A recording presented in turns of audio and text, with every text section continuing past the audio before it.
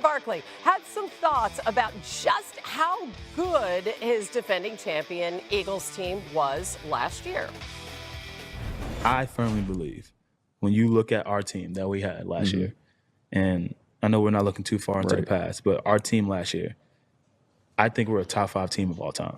And I tell my boys this all the time. And like from how dominant you guys were on defense and how dominant we were on offense and special team, like people don't realize how great of a team that actually was. Bill, it sounds like a lot, top 5 all time, but when you really think about it, what's your reaction? He may have a case. I mean, all time is a lot. There's been a lot of great teams, but think about this Eagles team who was 14-3 last year. They could have been 16-1 if not for 2 drops, one of which you're seeing from Saquon Barkley early in a season against the loss to the Falcons, and then a Devontae Smith drop late in the year that would have helped seal up a win over the Commanders. If they catch those 2 passes, pretty good chance we're talking about a 16-1 regular season and then a dominant run to the postseason. So, kind of sounds like maybe some recency bias, and obviously Saquon has a little bit of a stake in this conversation, but they deserve to be considered among the greatest teams, certainly in recent NFL history. Yeah, I mean, listen, different eras, different criteria. What do you think, Kevin? Not crazy.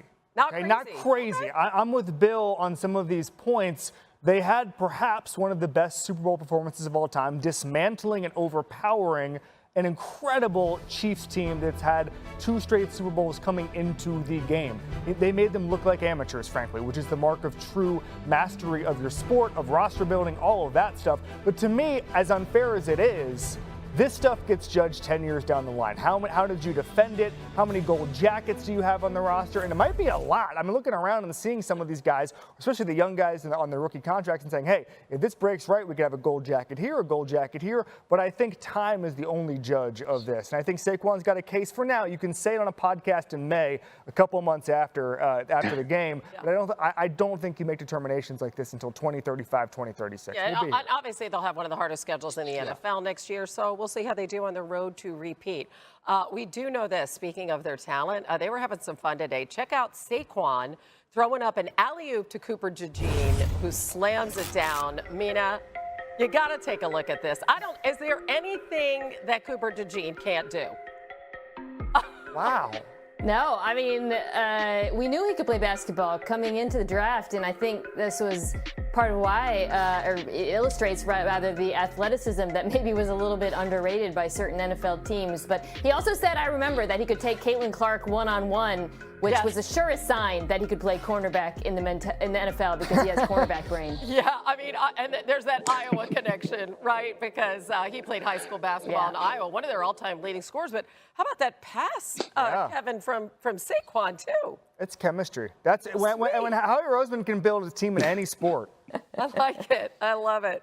All right, still to come. The NFL Live, it's a holiday weekend. We have a great Friday show for you today. So Saquon Barkley, did you hear this? He thinks last year's Eagles team is top 5 all time. Our crew has some thoughts on that. Also, as you know, it's yearbook season, so our friend Bill Barnwell, he's dishing out some superlatives. Find out who received what this offseason. Plus, Derrick Henry. Hey, this man got paid this week. Boomer sits down with King Henry to find out all about his role in the resurgence of the running back position. We have Mina Kimes with us. We have Kevin Clark with me here in studio. And Bill Barnwell, now he's been gone for a while because he and his wife just welcomed their first child. Graham, congratulations, Bill. You getting any sleep? I know everybody asks that with new parents.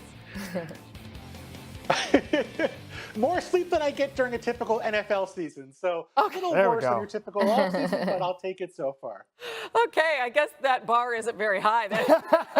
All right, meanwhile, the Lions are sleeping a lot better now that Aiden Hutchinson has been cleared to return. Hey. The defense took a big hit after Hutchinson went down in Week 6 of last season. In their first 5 games, they ranked top 7 in pass rush win rate. Say that 3 times fast.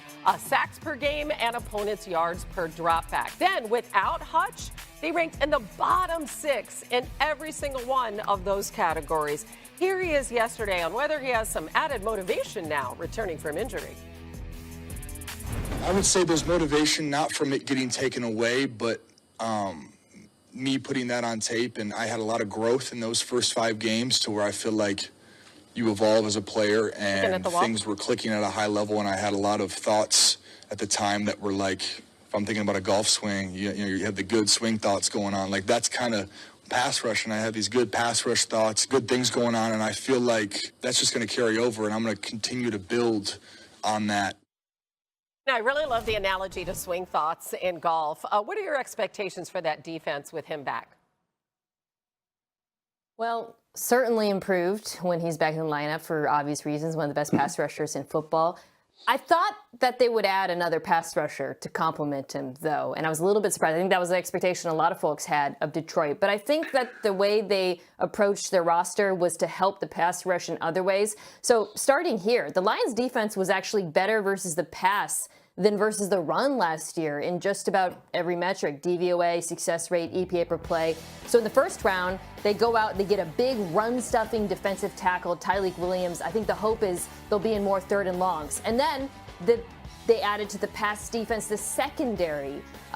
You add DJ Reed in free agency, Avonte Maddox, Terrion Arnold is a rookie last year. Hopefully he takes another step, and as Registraw gets healthy. So I think their thinking is, if our secondary plays better and our run defense is better, we can help the pass rush and Aiden Hutchinson without adding another pass rusher. First of all, Mina, I'm not going to talk about my golf swing because this only is an hour show, and I could talk about that for about 10 hours. So I'll just move on very quickly here. Aiden Hutchinson, at the time he got hurt after 4.5 games, had 45 pressures last year. It took TJ Watt 16 weeks to get 45 pressures. This is one of the most heartbreaking injuries we've seen in a long time. I would put it up there with Aaron Rodgers 2 years ago as one of the most devastating for a fan base because of what it means. It robbed us of one of the best NFC title games we've ever seen when you think about the Lions roster and the Eagles roster. But I think once he gets back and he's ready to rock, he is going to change this defense like he did last year. I love this Lions team. I think there are 2 rosters that are clearly above everybody else in the NFC. I would put the Rams a cut below. There's some projection there with some of their young guys, but the Lions are ready to win now in the same way that the Eagles are. So 24 guys on IR. If there's any health regression towards the mean, they're going to have a big year. Kevin had to bring up regression towards the mean, knowing I was coming up next. Kevin's absolutely correct. Aiden Hutchinson was playing at a Defensive Player of the Year level last year, and the Lions had to change the way they played once he and Marcus Davenport went out. They changed their blitz rate. Aaron Glenn, kind of a guy who usually went into the blitz, didn't have to early in the year. They were 14th in blitz rate before the injury. Afterwards, they were 1st in the NFL in blitz rate. They had to send extra guys because they didn't have the pieces up front. And some weeks that worked out great, but we saw in the loss to the Bills, and especially that season-ending loss to the Commanders, when the blitz wasn't getting home, it was a disaster. They allowed 40 or more points in both those games. And so with Hutchinson now back,